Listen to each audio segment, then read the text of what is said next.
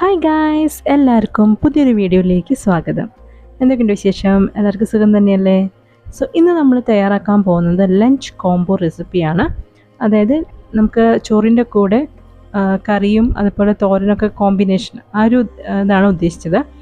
അപ്പോൾ ഞാനിവിടെ പകുതി തുടങ്ങിയിട്ടുണ്ടായിരുന്നു കേട്ടോ. ഞാനപ്പോൾ സാമ്പാറും അതുപോലെ നമ്മുടെ തോരൻ ബീട്രൂട്ട് തോരനാണ്.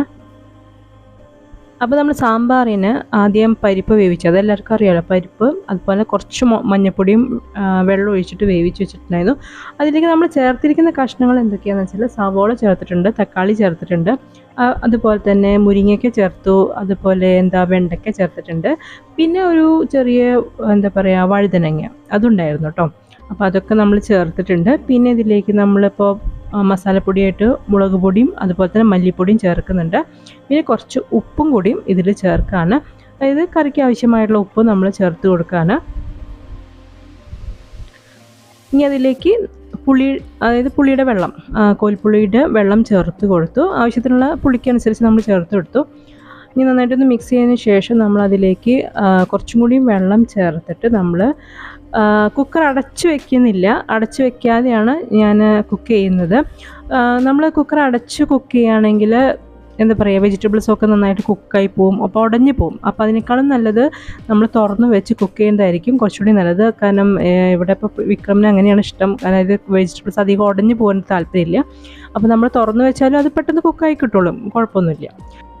അപ്പോൾ വെജിറ്റബിൾസ് കുക്കാവുന്നതിനിടയിൽ ഞാനപ്പോൾ തോരനുള്ള കാര്യങ്ങളൊക്കെ അരിഞ്ഞ് വെക്കുകയാണ്. നമ്മൾ ബീട്രൂട്ടും ക്യാരറ്റും കൂടിയിട്ടുള്ള തോരനാണ് തയ്യാറാക്കുന്നത്. ഓക്കെ, ബീട്രൂട്ട് മാത്രമായിട്ടും തയ്യാറാക്കാം, അതുപോലെ ക്യാരറ്റ് മാത്രമായിട്ടും തയ്യാറാക്കാം. ഇപ്പോൾ നമുക്ക് രണ്ടും ഉള്ളതുകൊണ്ട് നമ്മൾ അത് വെച്ചിട്ട് ഒരു തോരൻ തയ്യാറാക്കുകയാണ്. നാളികേരമൊക്കെ ചേർത്തിട്ടുള്ള ഒരു തോരനാണ് കേട്ടോ.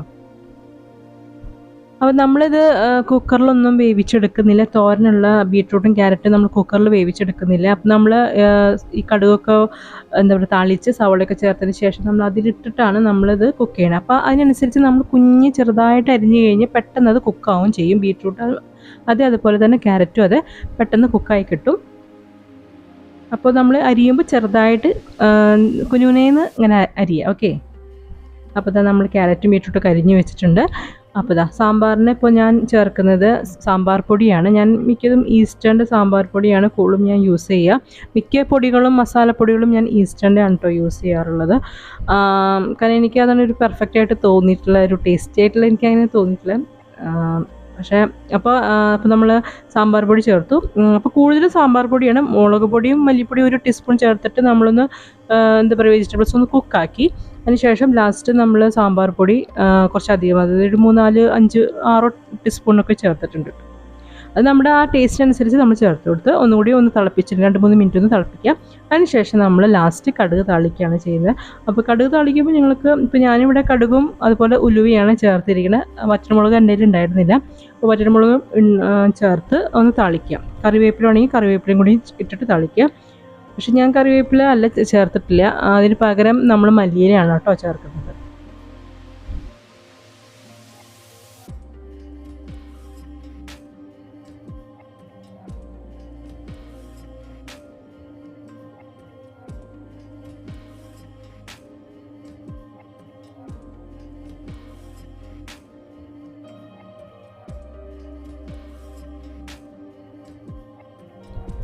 അപ്പോൾ നമ്മൾ കടുക് ചേർത്തതിന് ശേഷം ചേർത്തതിന് ശേഷം ലാസ്റ്റ് ഞാൻ മല്ലിയിലയാണ് ചേർക്കുന്നത്.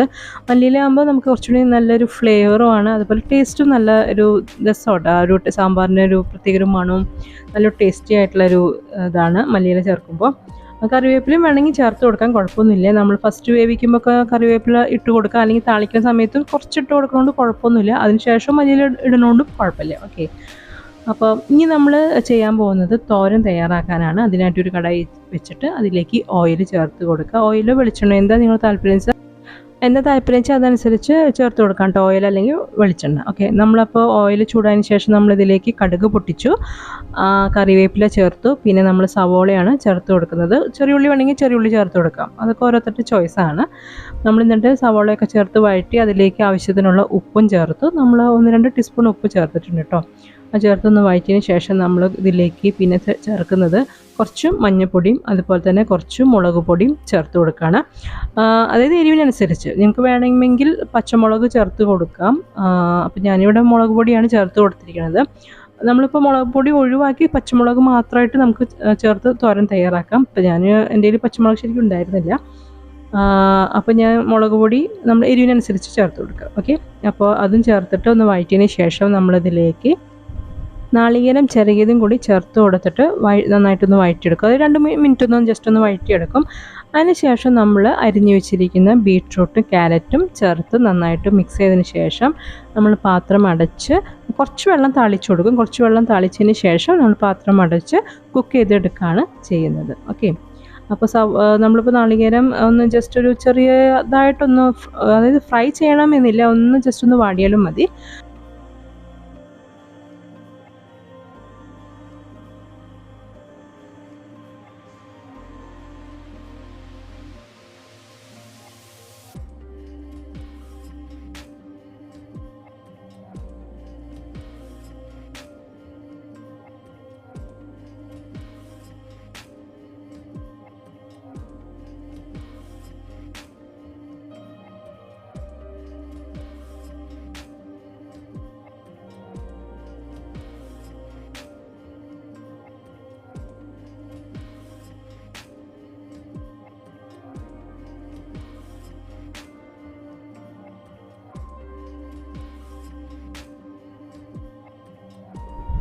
നമ്മൾ വെള്ളം കുറേ ഒഴിച്ചു കൊടുക്കണ്ട, ജസ്റ്റ് ഒന്ന് താളിച്ച് ഇങ്ങനെ ജസ്റ്റ് കൈ കൊണ്ടൊന്ന് ഇങ്ങനെ തളിച്ചാൽ മതി. ഓക്കെ, അത് ചേർത്തതിന് ശേഷം നമ്മൾ പാത്രം മൂടി വെച്ച്, അതായത് പാത്രം തുറന്നും അടച്ചും അങ്ങനെ നമ്മൾ കുക്ക് ചെയ്തെടുക്കുക. ഓക്കെ, ഇടയ്ക്കൊന്ന് ഇളക്കി കൊടുക്കണം.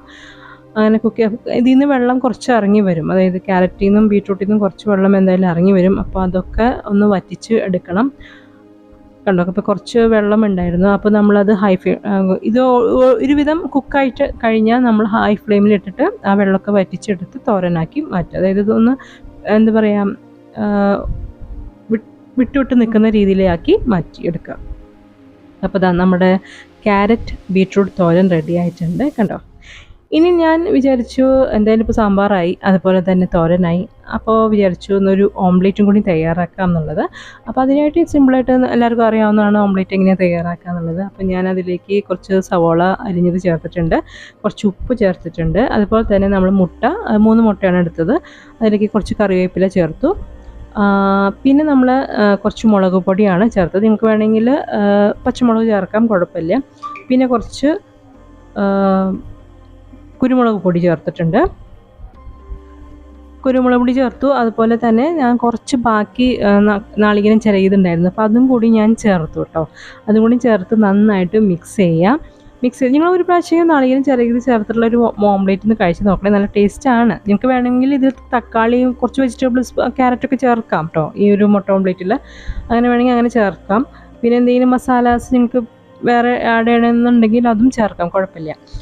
അപ്പോൾ നാളികേരം ചിരകിയതും ചേർത്തിട്ട് നന്നായിട്ട് മിക്സ് ചെയ്തതിന് ശേഷം നമ്മളൊരു പാൻ വെച്ച് ഓയിൽ ഒഴിച്ച് ചൂടാക്കിയതിന് ശേഷം നമ്മൾ അതിലേക്ക് എന്താ പറയുക, നമ്മുടെ എഗ്ഗിൻ്റെ മിക്സ് ചേർത്ത് ഓംലെറ്റ് തയ്യാറാക്കുകയാണ് ചെയ്തത്. 2 സൈഡും തിരിച്ചു മറിച്ചിട്ടിട്ട് എന്താ പറയുക, നല്ലൊരു മൊരിഞ്ഞൊരു എഗ് ഓംലെറ്റ് തയ്യാറാക്കുക. അപ്പോൾ ഇത്രയേ ഉള്ളൂ നമ്മുടെ ഇന്നത്തെ വീഡിയോ. അതായത് ലഞ്ചിനുള്ള കോമ്പിനേഷനാണ് നമ്മളിന്ന് തയ്യാറാക്കിയത്. സാമ്പാറും ബീട്രൂട്ട് തോരനും മുട്ട ഓംപ്ലേറ്റും ചോറും ഒക്കെയാണ്. അപ്പോൾ നിങ്ങൾ എന്തായാലും ഒന്ന് ട്രൈ ചെയ്ത് നോക്കൂ കേട്ടോ. അപ്പോൾ നിങ്ങൾക്ക് ഈ വീഡിയോ ഇഷ്ടമായിട്ടുണ്ടാവും എന്ന് ഞാൻ കരുതാണ്. ഇഷ്ടമായിട്ടുണ്ടെങ്കിൽ വീഡിയോ ലൈക്ക് ചെയ്യുക, മാക്സിമം എല്ലാവർക്കും ഷെയർ ചെയ്ത് കൊടുക്കുക. അതേപോലെ തന്നെ നിങ്ങൾക്ക് ഈ ചാനൽ ഇഷ്ടമാവുകയാണെങ്കിൽ സബ്സ്ക്രൈബ് ചെയ്ത് സപ്പോർട്ട് ചെയ്യാം. ഓക്കെ, അപ്പോൾ നമുക്കിനിയും നല്ല നല്ല വീഡിയോസായിട്ട് നമുക്ക് വീണ്ടും കാണാം. അതുവരെ നിങ്ങൾക്ക് എല്ലാവർക്കും നന്ദി, നമസ്കാരം, ബൈ.